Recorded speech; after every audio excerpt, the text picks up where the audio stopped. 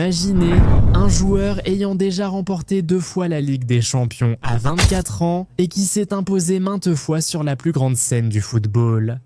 Imaginez maintenant ce joueur disponible, cherchant à quitter le Real Madrid, tandis qu'Arsenal, Manchester City et Liverpool l'observent de près.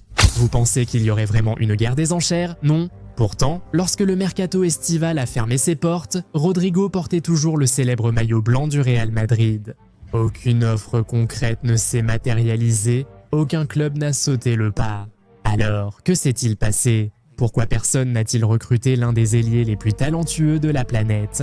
Le premier obstacle auquel les clubs se sont heurtés était tout simplement ahurissant. Le Real Madrid estimait Rodrigo entre 80 et 100 millions d'euros.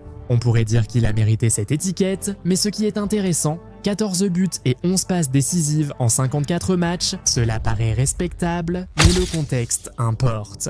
À partir de février, sa forme s'est complètement effondrée.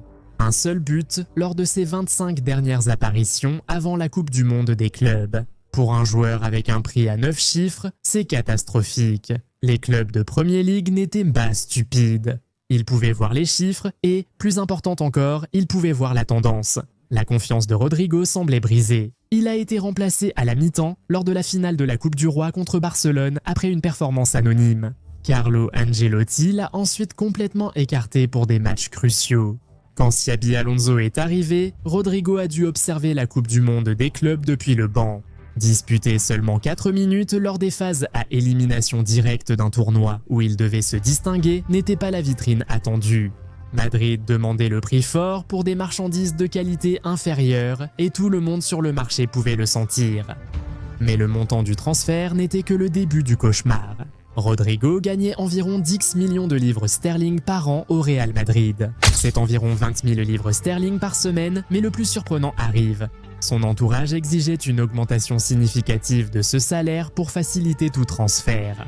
On parle potentiellement de 12 millions d'euros nets par saison selon les médias espagnols. Les clubs ne faisaient plus face à un simple transfert de 100 millions d'euros, mais à un engagement financier risquant de bouleverser toute leur structure salariale pendant des années. Les évaluations des gens étaient d'une honnêteté brutale. Ils ont souligné que les clubs européens avaient une peur immense de s'engager sur de tels montants. Si le transfert tournait mal, et vu la forme récente de Rodrigo, c'était une possibilité très réelle, tu te retrouverais avec un énorme problème. Les journalistes ont cité les difficultés de Chelsea avec Raheem Sterling comme un exemple à éviter. Une personne que les Blues n'arrivent toujours pas à écarter. Aucun club ne voulait revivre une situation à la Sterling, surtout avec un joueur totalement abandonné par son ancien club. Cette demande salariale contredisait totalement ce que Chelsea avait accompli sur le marché. Arsenal a connu un dilemme similaire, ayant déjà beaucoup dépensé pour Victor Gyökeres, Martin Zubamendi et Noni Madueke. Leur masse salariale était déjà sous pression, et Mikel Arteta a toujours été attentif à maintenir l'harmonie du groupe en ce qui concerne les salaires. Donner à Rodrigo nettement plus que des stars établies comme Bukayo Saka ou Martin Erdegaard aurait provoqué un chaos total dans le vestiaire. Manchester City, bien que Pep Guardiola soit un admirateur reconnu, avait ses propres complications. Ils avaient déjà assemblé l'un des effectifs les plus chers du football mondial, avec des joueurs comme Doku Foden, Savinho et la nouvelle recrue Ryan Cherki occupant des postes similaires. Avait-il vraiment besoin d'un autre ailier à 9 chiffres avec un salaire astronomique? La réponse était non. Ensuite, il y a l'énigme tactique, personne n'en parle assez. Où exactement Rodrigo trouverait-il sa place dans ces super clubs?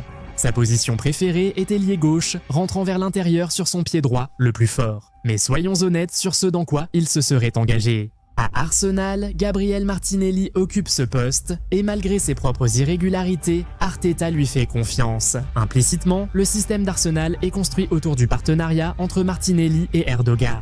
Sur ce côté gauche, Rodrigo mettrait des mois à développer la même alchimie, sans garantie de réussite.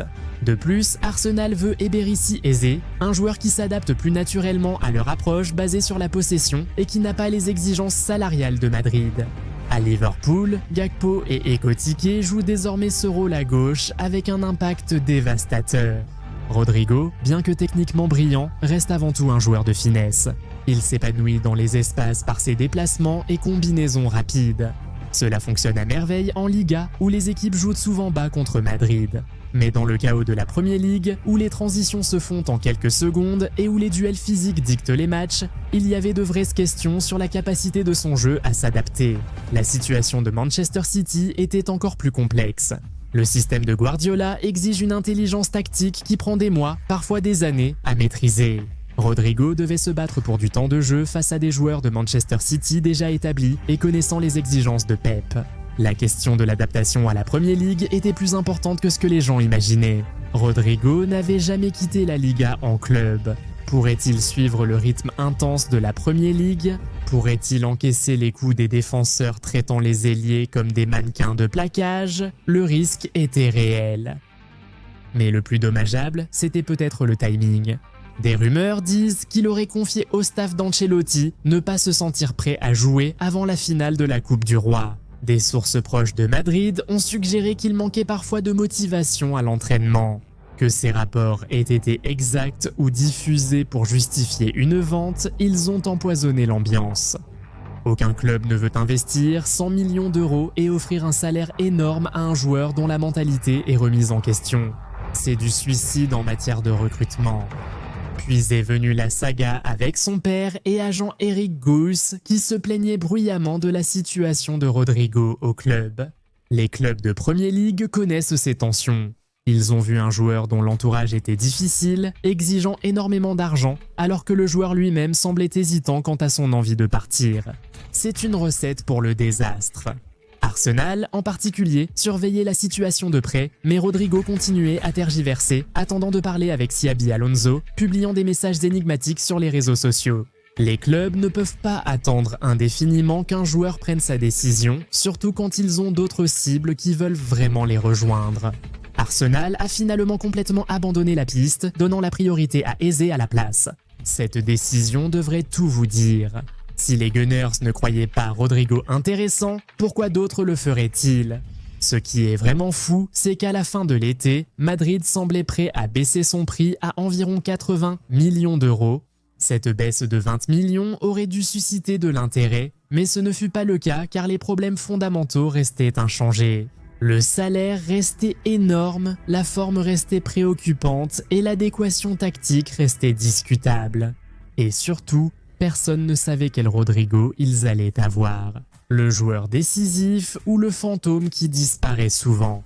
La peur de l'engagement a paralysé le marché. À une époque où les clubs sont de plus en plus prudents concernant le fair play financier, Rodrigo représentait exactement le genre de pari que les clubs fuient. Donc, Rodrigo est resté au Real Madrid non seulement parce qu'Alonso lui a promis de lui donner une chance, mais aussi parce que personne ne pouvait supporter le risque financier. La saga du mercato estival brésilien demeure l'un des non-transferts les plus étranges de ces dernières années. Un joueur que tout le monde voulait en théorie, mais que personne ne voulait en pratique. Étant donné qu'il n'a pas encore marqué de but en championnat ou en Europe cette saison, nous pourrions avoir exactement la même conversation très bientôt. Comment pensez-vous que le Brésilien se serait débrouillé en Premier League? Dites-le nous dans les commentaires. Pensez à liker la vidéo si elle vous a plu et à vous abonner à la chaîne. Activez les notifications pour ne rien manquer de nos vidéos. À la prochaine, au revoir.